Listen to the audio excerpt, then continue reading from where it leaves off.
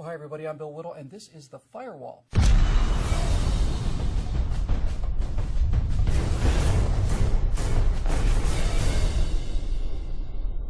Today, I want to make 3 points regarding the current artificially created emergency on the southern border as children are used as innocent pawns to force an issue in order to gain political power. First, President Obama has said that if Congress does not act, he will, through executive order, simply dictate a solution.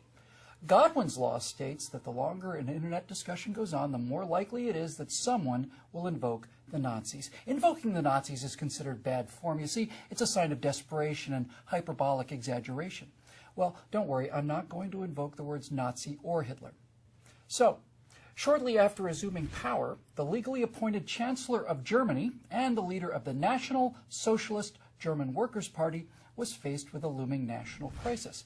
The National Socialist Chancellor appeared before the democratically elected parliament of the German Republic known as the Reichstag. This chancellor asked them to vote on what became known as the Enabling Act of 1933. It's pretty simple, really. He asked the legislature to approve his ability to create law on his own through what could best be described as emergency executive orders. The Reichstag approved this request by the National Socialist Chancellor of Germany, giving him the power to dictate law as he saw fit. The constitutionally limited, democratically elected German Republic simply voted itself out of existence, and half of the representatives of the Reichstag were cheering the National Socialist leader of their own party as they did so. Now, of course, that could never happen here, not in America.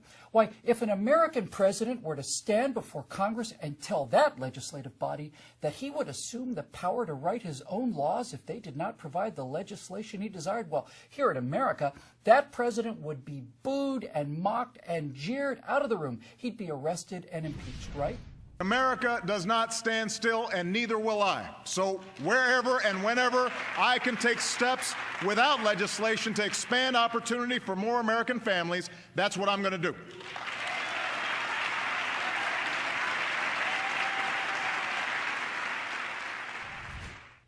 Okay, second, if these children, these innocent pawns in both international and domestic politics, are granted amnesty through executive order, then what about their parents? Are they supposed to live here as orphans?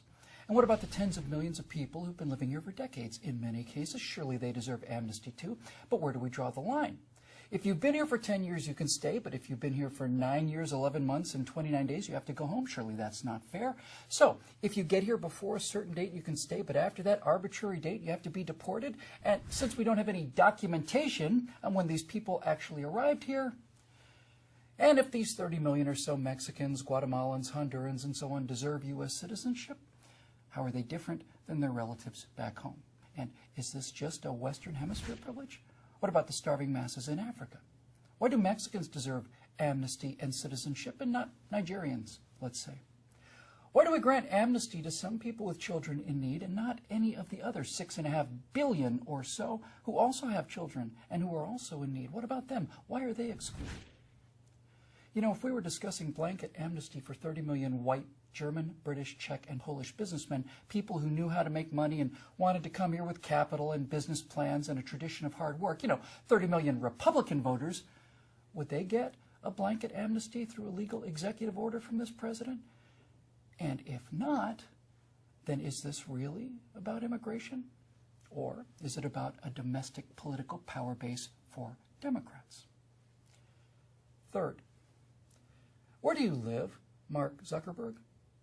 I don't mean to pick you up personally, but you're speaking for a lot of rich limousine liberals, and I don't have a problem with that at all. You earned your $30 billion and the very nice house that you live in. But I want to know where you live, and not just generally. I want the exact address, because I want to put up flyers all around your neighborhood and on the internet so that it can go all around the world, telling people that you don't believe in borders or walls or locked doors or fences or property rights. I want every homeless person in America, in fact, everyone in greater need than you, to know that they can come to your house at any time, just walk in the front door, hit the refrigerator, sit on your couch, and watch your amazing home theater.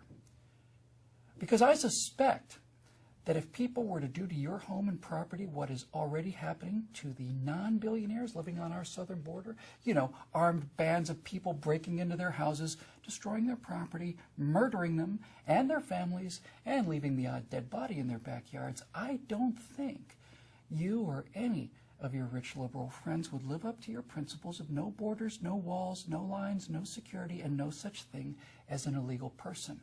We all know that should someone try to get onto your property, Mr. Zuckerberg, the police, or more likely your private armed security force, would arrest that person before they got within a half-mile of your house. They'd ask for identification.